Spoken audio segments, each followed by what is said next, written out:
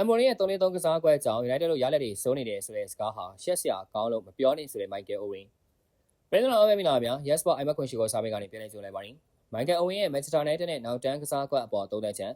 Manchester United ကစားမဟောင်းကြီးနဲ့ဘောလုံးသုံးသက်သူ Michael Owen က United ရဲ့အရင်မန်နေဂျာ Eric Ten နဲ့လက်ရှိမန်နေဂျာ Ruben Amorim ရဲ့ကစားကွက်တွေနဲ့ပတ်သက်ပြီးစိတ်ဝင်စားဖွယ်ရာသုံးသက်ချက်တစ်ခုပေးခဲ့ပါတယ်။ Owen ပြောခဲ့တဲ့အဓိကအချက်မှာ United ရဲ့စွမ်းဆောင်ရည်ကျဆင်းမှုဟာနောက်တန်းသုံးတဲ့ကစားကွက်ကြောင့်ဖြစ်နေဆိုပြီးအားလုံးကထင်နေကြလို့မျိုးမဟုတ်ဘူးလို့ပြောခဲ့ပါတယ်။ Michael Owen ရဲ့ပြောကြားချက်ကိုကြည့်ရင်အဓိကအချက်3ချက်ကိုတွေ့ရပါတယ်။လွန်ခဲ့တဲ့တစ်နှစ်ကတန်းလက်ထက်မှာ United ရဲ့နောက်တန်း4ယောက်တန်းကစားပုံဟာသူမြင်မှုသမျှ United ရဲ့အဆိုးအဝါဆုံးကစားပုံတွေကတစ်ခုဖြစ်တယ်လို့ Owen ကဆိုပါတယ်။ဒါ United ရဲ့သမိုင်းတခြားခန်းထားတဲ့စွမ်းဆောင်ရည်နဲ့ရှင်တိတာထင်ရှားတဲ့ကြာဆင်းမှုတစ်ခုဖြစ်တယ်လို့သူကအလေးပေးပြောကြားခဲ့ပါတယ်။နောက်တစ်ချက်ကတော့လက်ရှိနေပြ Amorim လက်ရှိ3နေတဲ့နောက်တန်း3ယောက်ကစားကွက်ပါ။ Owen ကနောက်တန်း3ယောက်တန်းဟာသူ့ရဲ့အကြိုက်ဆုံးကစားကွက်မဟုတ်ကြောင်းနဲ့ Amorim ရဲ့ဒီကစားကွက်ပေါ်သူအပြည့်အဝထောက်ခံနိုင်တာမျိုးမလုပ်နိုင်ကြောင်းပြောခဲ့ပါတယ်။မင်္ဂလာပါဘောလုံးချစ်သူညီကိုများချိန်ကုန်မခံပဲအပြင်စာရွက်တွေကိုင်းစရာမလိုပဲ Internet line ရှိရုံဖုန်းလေးတစ်လုံးရှိရုံနဲ့ Yes Sport iBet 89 agency မှာဘောလုံးကစားလို့ရတယ်နော်။နေ့စဉ်တိုင်းမှာဘောလုံးပွဲဘောင်းစော်ကိုတနေရာထဲမှာစော်ကစားနိုင်ပြီးတော့ iBet 89မောင်956မှာ Body မောင်းပထမပိုင်းဒုတိယပိုင်းသာမက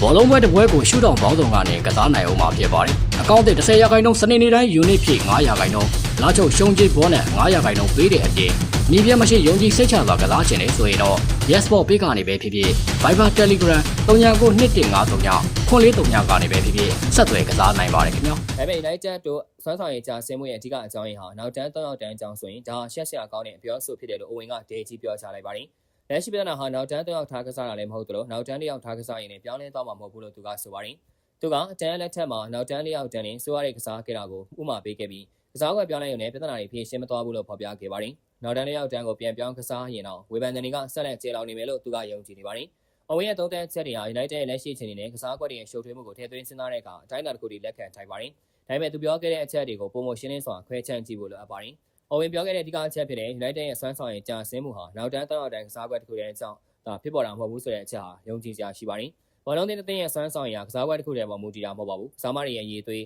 နီးပြရဲ့လမ်းညွှန်မှုအသင်းစိတ်တဲ့ကစားမတွေရဲ့ပုံစံညှိညွှန်မှုနဲ့ပြန်မဲ့အသင်းတွေရဲ့အင်အားတွေကိုအားလုံးပေါင်းစပ်ပြီးရလဒ်ကိုဖြစ်ပေါ်စေပါတယ်။ဥပမာအားဖြင့်ဒန်လက်တန်2022-23ရာသီမှာ United ဟာပရီးမီးယားလိဂ်မှာတတိယရခဲ့ပြီးလီဗာပူးကိုပို့ဆွဲခဲ့ပါတယ်။ဒါပေမဲ့2023-24ရာသီမှာတော့အဆင့်8နေရာရောက်ရှိခဲ့ပြီးချန်ပီယံလိဂ်မှာအုပ်စုဆင့်ကနေထွက်ခဲ့ရပါတယ်။ဒီအတက်ကြောင့်နောက်တန်း၄ယောက်ကိုအဓိကအသုံးပြုခဲ့တဲ့ရာသီတွေမှာဖြစ်ပေါ်ခဲ့တာဖြစ်လို့ကစားကွက်တစ်ခုတည်းကိုပြည့်တင်လို့မရပါဘူး။ Owen ကနောက်တန်း3ယောက်တန်းသမိုင်းတစ်လျှောက်မောင်မြင်ခဲ့တဲ့အသင်းကောင်းတွေကိုဥပမာပြုခဲ့တယ်လို့ဖော်ပြခဲ့ပါတယ်။ဒါမှန်ကန်ပါတယ်။ဥပမာအားဖြင့် Chelsea ဟာ2014-2015 2016-2017ရာသီတွေမှာမိမြအန်တိုနီယိုကွန်တီလက်ထက်မှာနောက်တန်း3ယောက်တန်းနဲ့ပရီးမီးယားလိဂ်ဖလားကိုပို့ဆွဲခဲ့ပါတယ်။ဘက်ကွာလာလက်ထက်မန်ချက်စတာစီးတီးကလည်းနောက်တန်း3ယောက်တန်းနဲ့အခါအားလျော်စွာအသုံးပြုပြီးအောင်မြင်မှုများစွာရောက်နိုင်ခဲ့ပါတယ်။2014ကမ္ဘာဖလားမှာဂျာမနီမျိုးသားအသင်းကလည်းနောက်တန်း3ယောက်တန်းကိုအသုံးပြုပြီးတော့ကမ္ဘာဖလားပို့ဆွဲနိုင်ခဲ့ပါတယ်။ဒီချက်တွေကနောက်တန်း3ယောက်တန်းဖြစ်နိုင်တဲ့ကစားကွက်မဟုတ်ဘူးဆိုတာကိုသက်သေပြနေပါတယ်။ဒါကြောင့် Owen ရဲ့ကစားကွက်ကိုအပြည့်တင်တာဟာရှက်စရာကောင်းတယ်ဆိုတဲ့အပြောအမှန်ကန်ပါတယ်။အဓိကအားဖြင့် United ကစားမတွေကြောင့်ပါနောက်ခံလူတွေဖြစ်တဲ့မာတီနဲ့လုံရှော်တို့ဟာဒဏ်ရာရရင်းနဲ့ပဲအချိန်ကုန်နေရပါတယ်။ဒါအသင်းရဲ့နောက်တန်းဖွဲ့စည်းပုံကိုမတည်မငြိမ်ဖြစ်စေပါတယ်။ကစားမတွေရဲ့ကွင်းထဲမှာ